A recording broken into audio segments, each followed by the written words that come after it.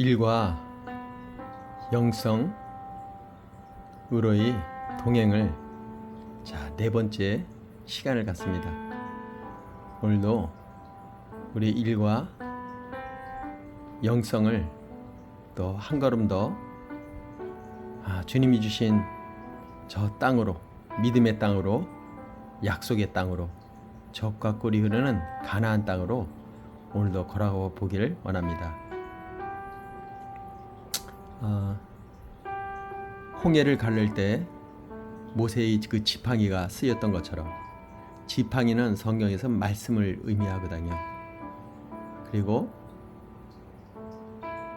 광야를 지나 또 요단강을 건너야만이 하나님의 약속의 땅, 그 믿음의 조상 아브라함에게 약속했던 그 땅으로 들어가려면 또 요단강을 건너야 됩니다. 그 요단강을 건널 때도 그 법궤, 하나님의 그 십계명에 적혀있는 그 법궤, 그 안에 아론의 그 쌍난 지팡이와 그 만나, 육신을 매일매일 먹여주셨던 그 만나가 있는 그 법궤가 요단강을 제일 먼저 법궤를 앞세워서 밟았을 때 그 요단강이 갈라져 결국 그 가나안 땅으로의 그 첫 발을 성취하는 계기가 되지 않았습니까? 오늘 우리도 그렇습니다.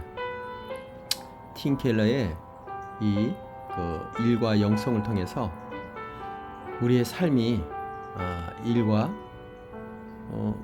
전혀 따로 구분이 아니라 하나라는 것을 알아야 될 것입니다. 이스라엘 백성의 구약의 모든 사건 사고들이 다 하나님의 말씀을 조명하는 것입니다. 그걸 통해서 우리를 돌아보게 하시고 우리의 믿음 없음을 바라보게 하시고 우리의 죄성을 또 드러나게 하시고 오늘도 말씀이 육신이 되오신 그분께서 오늘 우리의 영성을 한 단계 더 높이시려고 이렇게 계획하신 줄 믿습니다. 2025년 8월 11일부터 이제 시작된 이 일과 영성의 그 여정을 통해서 일에 지치지 말고 지쳤더라도 하나님의 말씀에 그 뿌리 깊은 하나님의 깊은 말씀을 통해서 우리의 영성으로 우리의 육신을 이끌어가고 삶을 이끌어가는 시간이 되기를 축복합니다. 자, 그러면 오늘은 팀 케일러의 이 교회가 50명에서 8,000명이 되었던 리디모 교회의 실제 그 교회가 어떻게 이 교회 이렇게 부흥되었는지 또 그 여정을 한번 직접 보려고 합니다.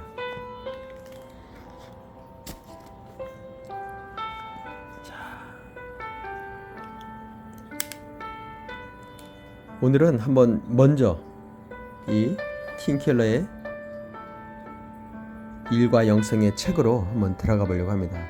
과연 리디모 교회가 어떻게 이 일을 영성으로 변화시켰는지, 물이 변하여 포도주로 바뀌었는지를 한번 보죠.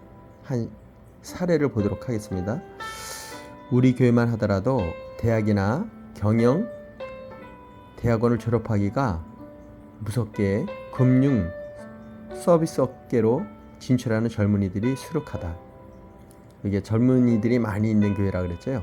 채용 과정에서 다른 업계나 직종의 경우를 훨씬 웃도는 엄청난 보너스와 성과급을 제지받으며 뉴욕의 맨하탄이니까요. 금융 그런 쪽에 아주 도시입니다. 10중 8구는 혹해서 그 밖에 어떤 대안이 있는지 헤아릴 생각조차 하지 않고 지원하게 된다. 지난 수십 년 동안 이 리디모 교회가 20년의 역사가 있는 교회입니다.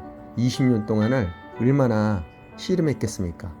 자, 한번 보지요. 10중 8구는 혹해서 그 밖에 어떤 대안이 있는지 헤아릴 생각조차 하지 않고 지원하게 된다. 지난 수십 년 동안 이런 직업들은 비교할 수 없을 만큼 안정적인 지위와 수입을 보장해 왔다. 이런 기회가 눈앞에 있는데 자신을 향한 하나님의 부르심이 무엇인지 객관적으로 검토하길 기대할 수 있겠는가? 물론 더러는 금융 세일즈, 증권거래, 비공개 기업 투자, 공공재정과 관련된 분야의 일을 하면서 하나님과 이웃을 섬길 특별한 기회를 누린다고 느낄 수 있다. 하지만 월스트리트에서 몇 년을 지내보고 나서 다른 일의 능력과 열정을 투자한 편이 낫겠다고 판단하는 이들도 있게 마련이다. 질 라마릴도 그랬다. 실제 이제 이 사례죠. 메릴 린치에서 한동안 일한 끝에 변화의 길을 모색하기로 결심한 것이다. 책을 좋아하고 글 쓰는 재주도 남달랐던 터라 출판계에서 일을 찾았다. 수익과 지위 모두 바닥부터 시작해야 했다. 완전히 일이죠. 곧 금융계통에서 계속 일해야 큰 돈을 만질 기회가 오는 것이라는데 스스로 동의하기까지 한바탕 씨름을 벌였다. 어떻게 하면 은사와 열정을 최대한 활용해서 주님과 세상을 섬길까만 생각하려 무진했었다. 남대없는 결정에 주변은 물론이고 교회에서도 요란한 구설수에 올랐다. 크리스천이라면 세상에서 자신이 하는 일의 목적에 대한 이처럼 혁신적인 통찰을 가져야 한다. 하나님이 불러 과업을 맡기셨다는 사실 자체가 힘을 주므로 자아를 실현하고 권력을 얻을 속셈으로 직업을 선택하거나 이를 대해서는 안 된다. 도리어 이를 하나님과 이웃 섬기는 도구로 보아야 하며 그 목적에 따라 직장을 선택하고 업무에 임할 필요가 있다.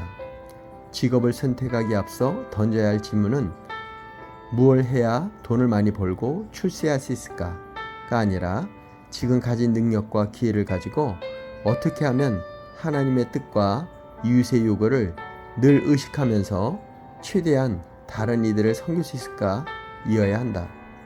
라말은 이런 질문을 심각하게 받아들였다. 출판계에서 새롭게 일하면서 자신에게 편집과 시인, 작가 발굴 쪽에 뛰어난 재주가 있다는 것을 깨달았다. 세상에 읽을 만한 책을 내놓으려는 열정이 갈수록 커졌다. 그 중에는 성경적인 세계관을 반영하는 작품들도 있었지만 그렇지 않은 사례도 드물지 않았다. 라말은 탁월해지기 위해 끊임없이 노력했다. 그리고 마침내 반즈 에너블사가 추진하는 역량 있는 신인 작가 발굴 프로그램의 책임자가 되었다. 라마는 이 사업을 통해 신인 작가들에게 더 많은 독자와 만나는 소중한 기회를 줄 수 있었다. 앞에서 소개한 두 가지 질문 가운데 직관에 어긋나는 게 있음을 감지했는가? 실력을 갈고 닦아서 해당 분야의 1인자가 되고자 하는 동기를 지속적으로 불어넣어 주는 건 후자다. 제 입속을 채우고 높아지는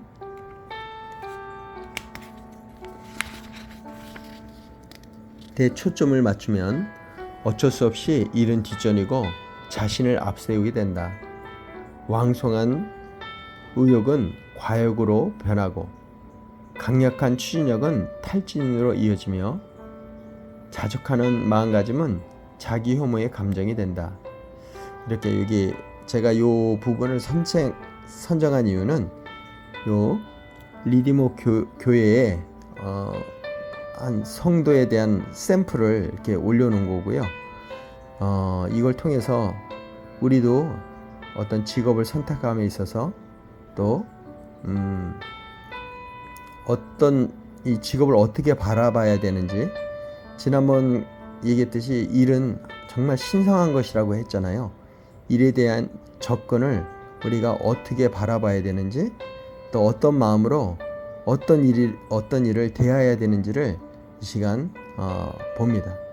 특별히 제가 이렇게 중보하고 있는 이 청년이 이렇게 또 특별히 이게 빨간 칠을 형광펜으로 한 이유가 나름 깊이 이 부분에 있어서 실험하고 고민하고 또 눈에 띄었기 때문에 이렇게 나오지 않았겠어요?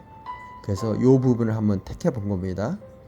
자, 그러나 일의 목적을 자신을 넘어선 무언가를 섬기고 높이는 데 둔다면 달란트와 포부, 직업적인 열정을 효율적으로 사용할 더 확고한 이유가 생기기 마련이며 세상적인 기준에서도 장기적인 성공을 거둘 수 있을 것이다. 일의 목적을 이렇게 찾아야 된다고 여기에 아주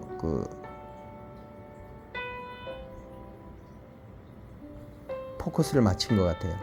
자, 그러면 아무리 작은 일도 자녀를 돌보시는 하나님의 도구이다.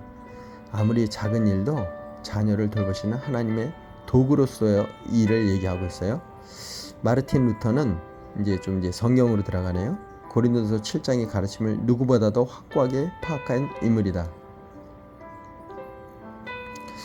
루터는 본문에 등장하는 부르심이란 단어를 직업을 의미하는 독일어 베르프로 번역해서 소명에 관한 정통적인 시각을 견지했던 중세 교회의 격렬한 논쟁을 불러일으켰다.